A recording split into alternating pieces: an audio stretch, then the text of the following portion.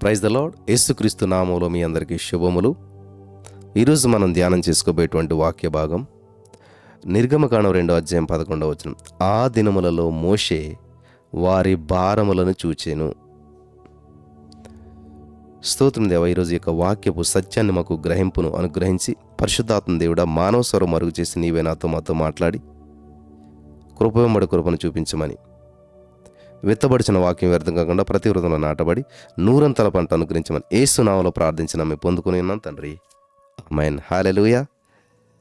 పిల్లలు గమనించాలి, ఆ దినములలో మోషే వారి భారములను చూశాను. శక్తి కలిగినటువంటి దేవుని మాటల్లో నుండి అనేక సత్యాలను, ఆదరణకరమైనటువంటి వాక్యాలను, ఆయన మార్గాల్లో చక్కగా నడవటానికి మనలను సరిచేసేటువంటి మాటలను గ్రహించవచ్చు. ఆయన నుంచి వచ్చినటువంటి ప్రతి మాటలోనూ అనేక అద్భుతాలు దాగి ఉన్నాయి. ఆయన వాక్కును ఎంతకాలం ధ్యానించినా కానీ ఆయన యందు సరిచేయబడటానికి, ఆనందించడానికి, ఆయనతో కలిసి నివసించడానికి కావలసినటువంటి అనేక అద్భుత విషయాలు మనం గ్రహించవచ్చు. హల్లెలూయా. మోషే తన ప్రజల దగ్గరికి వెళ్ళి చూసింది వారి భారాలనే గాని మరి ఏ ఇతర అంశాలను కాదు. దేవుడు ఇజ్రాయేలీలలో మోషే ఏమి చూడాలని ఆశించాడో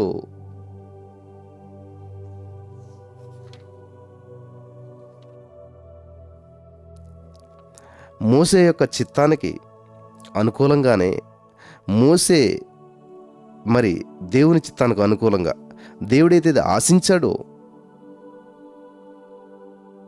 మోషే కూడా వాటిని చూశాడు. దేవుని చిత్తం ఏంటో అదే మనం కూడా మన చిత్తంగా భావించుకున్నట్లయితే, కలిగి ఉన్నట్లయితే అద్భుతాలు చూడగలుగుతాం.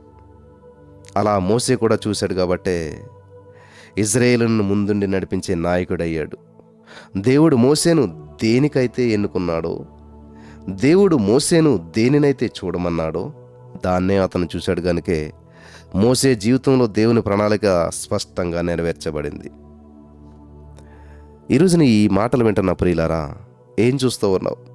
నీ చుట్టూ ఉన్న పరిస్థితిని బట్టి అందరిలాగే నువ్వు కూడా అందరూ చూసినట్టే, లేక అందరూ భావించినట్టుగానే ఏదో ఉన్నట్లయితే దేవుని చిత్తం నీ ద్వారా ఎలా నెరవేర్చబడుతుంది? దేవుని కార్యం నువ్వు ఎలా చూడగలుగుతావు?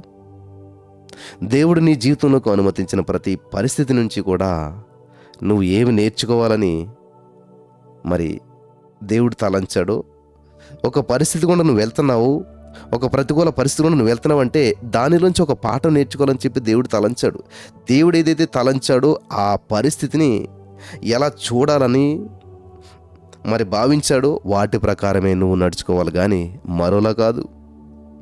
దేవుడు వేటిని నీకు చూపించాలని ఆశించాడో వాటిని ఆ విధంగానే నువ్వు చూడగలిగినప్పుడే, అలా చూడగలిగినప్పుడే కదా నీ యందు ఆయన ప్రణాళిక స్థిరపరచబడేది. దేవుడు నీ జీవితంలోకి అనుమతించిన ప్రతి పరిస్థితి నుంచి కూడా, ప్రతి వ్యక్తి నుంచి కూడా నువ్వు చూచి నేర్చుకోవాలని ఆశించిన వాటిని చూడకుండా లోకానుసారంగా నీ దృష్టి ఉన్నట్లయితే ప్రభు ఉద్దేశాలను నువ్వు ఎలా నేర్చుకోగలుగుతావు? దేవుడు కష్టపడినటువంటి వాటిని వింటున్నారా?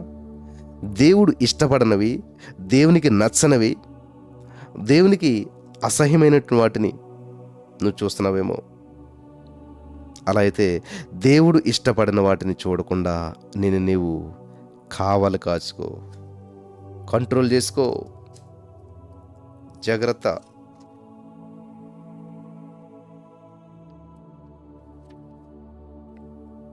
దేవుడు మోషేను ఇజ్రాయేలీల భారం నుంచి వారిని విడిపించడానికి పిలిచాడు.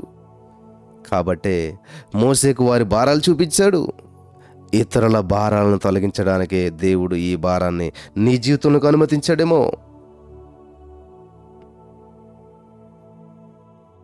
ఎందుకని?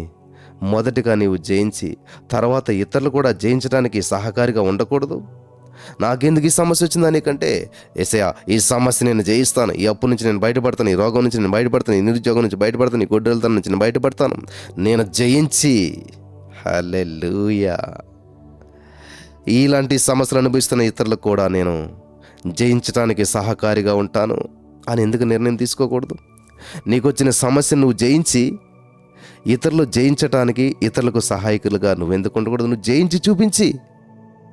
నా ప్రియులారా, నా జీవితంలో నేను అప్పుల గుండా వచ్చాను, అప్పులను జయించాను.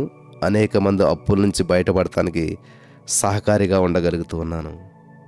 నేను నిరుద్యోగ సమస్యను జయించాను. అనేక మంది నిరుద్యోగులు బయటపడటానికి సహకారిగా ఉంటూ ఉన్నాను. నేను విశ్వాసాన్ని బలపరుచుకొని అవిశ్వాసపు అంచుల్లో నుంచి బయటపడ్డాను. అనేక మంది అవిశ్వాసంలో ఇరుక్కుపోయిన వారు, కూరిపోయిన వారు బయటపడటానికి సహకారిగా ఉంటూ ఉన్నాను. మరి ఈ రోజున వచ్చిన సమస్యను జయించి తర్వాత నీకు ఇతరులకు, నీ తోటి వారికి నువ్వు ఎందుకని సహకారిగా ఉండకూడదు? వారు కూడా జయించటానికి దేవుడు నిన్ను ఇతరులకు ఒక మాదిరిగా ఉంచాలని చెప్పి ఆశించే నీ జీవితంలో దానిని అనుమతించాడేమో. ఎందుకని ఆయన ఆశించినట్లుగా జీవించటానికి, దేవుని కృపను కోరుకోవడానికి ప్రయత్నించకూడదు? దేవుడు ఆశించినటువంటి ఉద్దేశాన్ని ఎందుకని నెరవేర్చకూడదు? ఈ రోజున పరిశుద్ధాత్మ దేవుడు నీతో మాట్లాడుతూ ఉన్నాడు. ఒకవేళ వచ్చిన సమస్యను బట్టి నువ్వు నిరుత్సాహపడుతున్నావేమో. కాబట్టి ఈ రోజున నిన్ను తల్లిదండ్రులు స్కూల్కి పంపేది ఎందుకంటే నువ్వు చదువుకుంటావని. నువ్వు చదువుకొని మళ్ళా టీచర్ అయ్యి అనేక మందికి బోధించే అవకాశం కూడా ఉన్నది. నీకు వచ్చిన ఒక సమస్య నువ్వు జయించి, ఆ సమస్యను ఎలా జయించావో, ఆ సమస్యను ఎలా ఓడించాలో చక్కటి మాదిరికరమైన జీవితం జీవించడానికి, అనేక మందిని ఆదరించడానికి, అనేక మందిని నడిపించడానికి దేవుడు నీకు ఇచ్చిన అవకాశాన్ని సద్వినియోగం చేసుకొని దేవుని కృపను కోరుకో. దేవా, నీ కృప ఉంటే నేను ఏ సమస్యనైనా జయిస్తాను, ఎటువంటి అప్పు నుంచి అయినా బయటపడతాను, ఎటువంటి బంధకాల నుంచి అయినా బయటపడతాను. దేవా, నీ కృప నాకు కావాలి, నీ కృపను నాకు దయచేసినందుకు వందనాలు, థ్యాంక్ యూ జీసస్ అని చెప్పి మీరు ఆశించినట్లయితే ఈ ప్రార్థన నాతో పాటు కలిసి చేయండి. ప్రియులారా, ప్రభువా, నా జీవితంలో నేను ఏ అంశాన్ని చూసినా సరే, ఏ పరిస్థితిని చూసినా సరే, వాటిలో నీవు నా కొరకు దాసి ఉంచిన ఒక అద్భుతమైన సత్యాలు చూసేటువంటి ధన్యత నాకు దయచేసినందుకు నీకు వందనాలు ప్రభువా. ప్రభువా, నేను ఏమి చేయడం నీకు ఇష్టమో వాటిని నాకు దయచేయి ప్రభువా. దేనినైతే నేను చూడాలి అని నువ్వు ఆశించావో దానిని నేను చూసే మనసు నాకు దయచేయండి. దేవా, నేను ఎల్లప్పుడూ కూడా నీ చిత్తంలోనే స్థిరపరచబడాలి. నేను ఎల్లప్పుడూ నీ చిత్తం దాటిపోకూడదు. నీ చిత్తానికి అనుకూలంగానే జీవించాలి, అనుకూలంగా మాట్లాడాలి. Thank you Jesus. ఏ సమస్యలు, ఏ పరిష్కారాలు నాకు ఎదురైనా వాటిని జయించి అనేక మంది జయించడానికి కారణంగా నేను ఉండాలేసయ్యా. అటువంటి అద్భుతమైనటువంటి జీవితాన్ని నాకు ఇచ్చినందుకు నీకు వందనం చెల్లిస్తూ నజరేయుడైన యేసుక్రీస్తు నామములో ప్రార్థించి నమ్మి పొందుకొని ఉన్నామా పరమ తండ్రి, ఆమెన్.